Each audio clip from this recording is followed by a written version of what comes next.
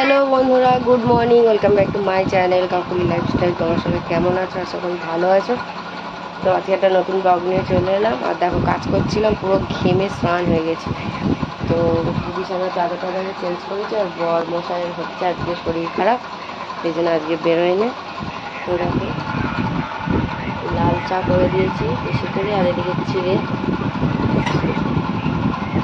ভাজা, নিমকি ভাজা আছে, দুজনে খাচ্ছে না। বরের শরীরটা খারাপ, মানে জ্বর মতো হাত পা যন্ত্রণা হচ্ছে। চাটা করে ওষুধ টষুধ সব দিয়ে যাচ্ছি এইখানটায়। ও খাবে। আমি বাইরে কাজ করতে আবার ঘরটা মুছেছি, সব ঘর কাজকর্ম হয়ে গেছে। বিছানার চাদর টাদর সব তুলে বাইরে রেখেছি, বাসন টাসন গ্যাসটা সব মোছা কমপ্লিট হয়ে গেছে। তো এবার আমি যাব কলতলার কাজে। তো চলো তোমরা ব্লগটা দেখতে থাকো। তো এখন 12টা 34 বাজে, আর মেঘ করেছে খুব। জামা কাপড়গুলো উল্টে দিয়ে এলাম। আর আরেকজনের দেখো শরীর খারাপ, শুয়ে আছে।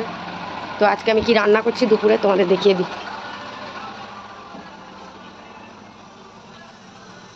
অনেকটা ভাত ছিল, তো অনেকটাই ছিল ভাত, তো সেই জন্য খিচুড়ি করে নিয়েছি। আর এই ডিম সিদ্ধ আর পাঁপড় ভাজলো আজকে দুপুরের এই টাইমে। তো চলো, তেলটা বসিয়ে দিয়েছি, গরম হচ্ছে।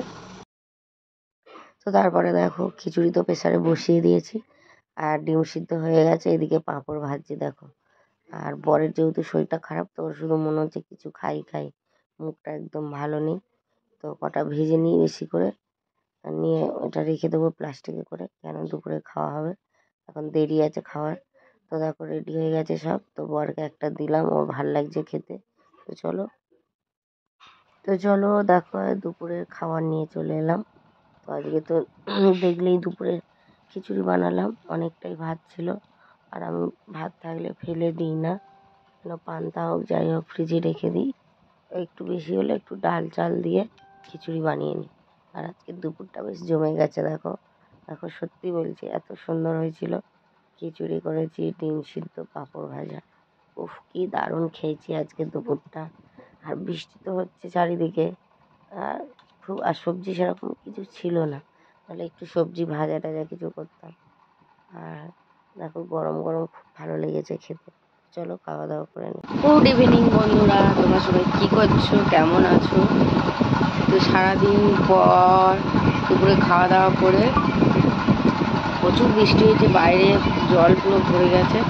আমি একটা জায়গায় গিয়েছিলাম, একটু বেরিয়েছিলাম, এসেছি। আর বরের শরীর খারাপ, বরকে একটা কাজ দিয়েছি, এটা আমি সেলাই করতে পারছিলাম না। আর সেলাই তো খুব ভালো, তার আমাকে দিয়েছি। আর মুড়ির চপ, চপটা ভালো টেস্টি আছে। দুজনে মিলে খাচ্ছি। আমরা দেখো, ছেলে টিউশন করতে গেছে।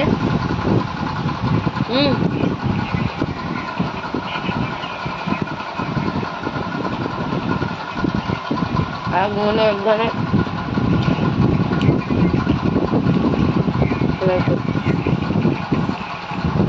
ঠান্ডা যাচ্ছে না। আবার রাত্রিরে রান্না করতে হবে। দুপুরে তো খিচুড়ি করেছিলাম, দেখি কি করবো, রুটি করবো ভাবছি। চলো তোমরা দেখতে থাকো।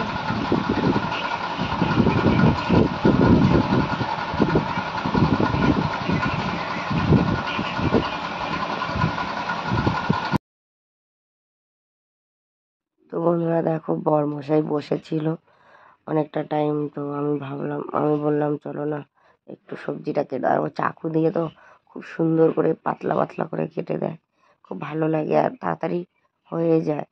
তো ওই জন্য ওকে ভাবলাম একটু সবজিটা কেটে দাও। তা বললো কেটে দিচ্ছি। আর আমি এদিকে আটা মাখবো। আর ও কাটছে দেখো কাংরুল আলু ভাজা হবে, রুটি হবে। আর এদিকে দেখো আমি আটা মাখছি। আর সত্যি কথা, মাঝে মাঝে মনে হয় আমি খুব লাকি, কেননা জীবনে এরকম সুখ দুঃখে, যতই দুঃখ আসুক, যতই কষ্ট আসুক, ভালোবাসার মানুষটা যদি এভাবে পাশে থাকে, মনে হয় জীবনে সব কিছু জয় করতে পারবো। আর জীবনে মনে হয় যে আমার থেকে সুখী আর কেউ নেই। তো জীবনে ওর মতো মানুষ পেয়ে আমার মনে হয় আমি সব থেকে সুখী আর হ্যাপি।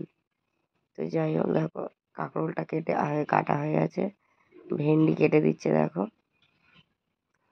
তো এইভাবে আমরা যদি দুজনে একে অপরের পাশে থাকি, তাহলে মনে হয় জীবনে বাকি দিনগুলো যতই যাই হোক না কেন আনন্দে সুখে কাটানো যায়, তাই কি না বলো? তো চলো, সবজি টবজি কেটে নিয়ে চলে গেলাম রুটি করতে।